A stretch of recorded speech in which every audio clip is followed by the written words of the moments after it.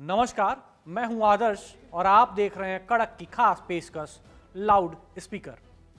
बिहार चुनाव को लेकर तारीखों का ऐलान हो चुका है। आचार संहिता लागू हो चुकी है और अब मैदान में है सियासत के बड़े बड़े खिलाड़ी। लेकिन इस बार मुकाबला सिर्फ 2 नहीं 3 ध्रुवों में बढ़ चुका है।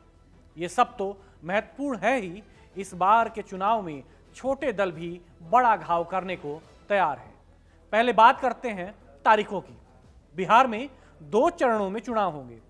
पहला चरण 6 नवंबर, दूसरा चरण 11 नवंबर और मतगणना होगी 14 नवंबर को। 121 सीटें पहले चरण में जाएंगी मतदान में और बाकी 122 सीटें दूसरे चरण में, यानी राज्य की कुल 243 सीटों का फैसला होगा 1 हफ्ते के भीतर। अब चलते हैं चुनावी मैदान की ओर, जहां मुकाबला अब तिकोना हो चुका है। एक तरफ है एनडीए जो सत्ता में है, दूसरी ओर महागठबंधन जिसमें आरजेडी, कांग्रेस और अन्य विपक्षी दल हैं, और तीसरी ताकत के रूप में उभरी है प्रशांत किशोर की जन सुराज पार्टी। जहां एनडीए और महागठबंधन के बीच सीटों को लेकर अंदरूनी खींचतान की खबरें आ रही हैं, वहीं जन सुराज ने बिना किसी विवाद के उम्मीदवारों की पहली सूची जारी कर दी है। 51 प्रत्याशियों की इस पहली लिस्ट में सामाजिक संतुलन का भी खास ख्याल रखा गया है। 17 अति पिछड़े, 11 पिछड़े, 7 अनुसूचित जाति, 8 अल्पसंख्यक और 8 सामान्य वर्ग के प्रत्याशी, यानी जनसुराज का फोकस साफ है, सामाजिक संतुलन और ग्राउंड कनेक्ट। अब सवाल उठता है, क्या प्रशांत किशोर सिर्फ हवा बना रहे हैं या वाकई चुनौती बन सकते हैं? देखिए, इस बार का चुनाव दिलचस्प है। जहां एनडीए और महागठबंधन को आपसी तालमेल बिठाने में पसीने छूट रहे हैं, वहीं जनसुराज अपने दम पर एक साफ सिग्नल दे रही है, हम किसी गठबंधन का हिस्सा नहीं, खुद एक विकल्प हैं। वैसे एनडीए में सीट बंटवारे को लेकर काफी हलचल है। चिराग पासवान को 26 सीटें देने की बात है, तो जीतन राम मांझी को 8 और वहीं उपेंद्र कुशवाहा को 7 सीटें, यानी बड़ी बड़ी सौदेबाजियां अभी भी जारी हैं। वहीं दूसरी तरफ महागठबंधन भी पूरी तरह एकमत नहीं दिख रहा है। आज बिहार में हालात यह है कि एक एक सीट पर 10-10 नेता टिकट के लिए कतार में हैं। हर कोई मानता है यही मौका है, अब नहीं तो कभी नहीं। एनडीए हो या महागठबंधन, दोनों खेमों में सीट शेयरिंग को लेकर भीतर खाने रसाकसी जारी है। सहयोगी दल अपनी अपनी हिस्सेदारी बढ़ाने की जिद पर अड़े हैं और यही वजह है कि अब तक कोई फाइनल सीट समझौता सामने नहीं आ सका है। जहां पहले छोटे दलों को सिर्फ पूरक माना जाता था, इस बार तस्वीर उल्टी है। छोटे दलों की अहमियत बढ़ गई है, क्योंकि बड़े दलों को हर वोट की जरूरत है, हर जाति, हर समीकरण का गणित साधना है। हर पार्टी चाहती है जिताऊ चेहरा मिले, लेकिन जब दावेदार 10 और सीट 1 हो तो मानना मुश्किल, समझना और भी मुश्किल। और यही बन गया है इस चुनाव का सबसे बड़ा सिरदर्द। टिकट ना मिलने पर बगावत, विद्रोह, दल बदल और अंत में वोटों का बंटवारा। लोजपा रामविलास, लोजपा पारस, हम, भाकपा, माकपा, रालोमो के अलावा Baspa, Sapa, Lokdal, the plurals party, Rashtriya Jansambhavna party, Bajikanchal Vikas party, Rashtriya secular Majlis party, all India forward bloc और आप जैसे दल से टिकट के लिए कतार लगी हुई है।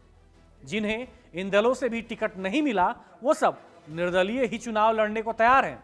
ऐसे में जाहिर है कि ये सब मिलकर बड़े दलों का समीकरण बिगाड़ेंगे। उदाहरण के तौर पर साल 2020 में कई छोटी पार्टियों ने मिलकर लगभग 2.7% वोट हासिल किए थे। ओवैसी की पार्टी ने कई जगह पर बड़ी पार्टियों का गेम खराब किया था। 2020 के विधानसभा चुनाव में ओवैसी की पार्टी AIMIM ने 20 सीटों पर उम्मीदवार उतारे, 5 सीटों पर जीत मिली और 4 सीटों पर पार्टी के उम्मीदवार तीसरे नंबर पर आए। ओवैसी का राजनीतिक किला सीमांचल क्षेत्र कटिहार, किशनगंज, अररिया और पूर्णिया में थी, जहां मुस्लिम आबादी ज्यादा है। 2020 के चुनाव में पुष्पम प्रिया की पार्टी ने 102 सीटों पर उम्मीदवार उतारे थे। 3 सीटों पर यह पार्टी तीसरे स्थान पर आई, यानी कुछ हद तक वोट तो बाकी पार्टियों के काटे ही।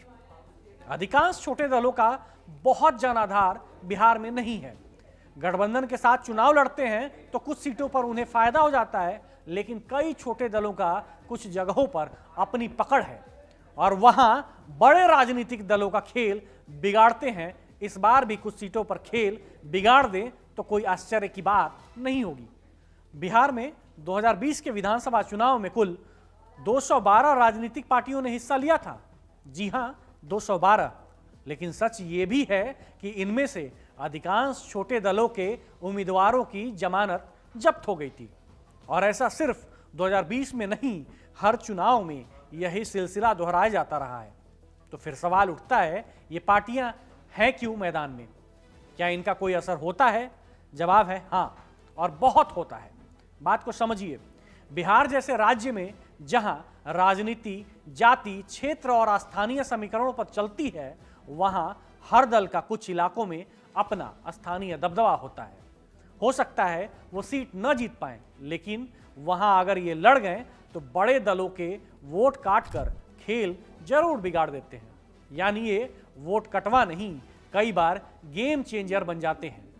जीतता कोई और है, हारता कोई और है, लेकिन वजह बनते हैं ये छोटे दल, जिनकी तरफ आमतौर पर कोई ध्यान नहीं देता।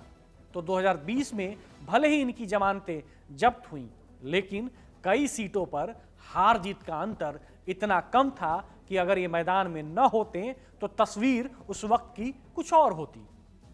उदाहरण के लिए, किसी सीट पर अगर बड़े दल के उम्मीदवार को 22,000 वोट और विपक्षी को 21,000 वोट मिले और उसी सीट पर किसी छोटे दल ने 3,000 वोट काट लिए, तो सोचिए हार जीत का अंतर कौन तय कर रहा है। और यही वजह है कि इस बार भी चाहे एनडीए हो, महागठबंधन हो या जनसुराज, हर किसी की नजर उन सीटों पर है जहां छोटे दल सीधा खेल नहीं लेकिन साइड से असर डाल सकते हैं। छोटे दलों को कमजोर समझना बड़ी भूल हो सकती है, क्योंकि बिहार की राजनीति में हर वोट मायने रखता है और हर वोट काटने वाला भी।